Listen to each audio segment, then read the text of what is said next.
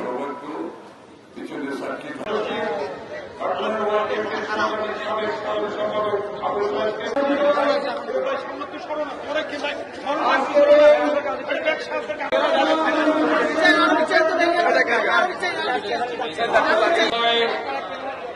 দায়িত্বপ্রাপ্ত মন্ত্রী মাননীয় কিছু নাই না ভাই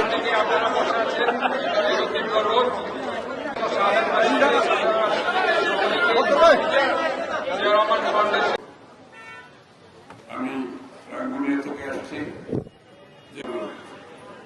একজন তার মতো মানুষকে হত্যা আজকে কিন্তু পার্লামেন্টের পাশে শুয়ে আছে, সবচেয়ে ভালো জায়গায় শুয়ে আছে।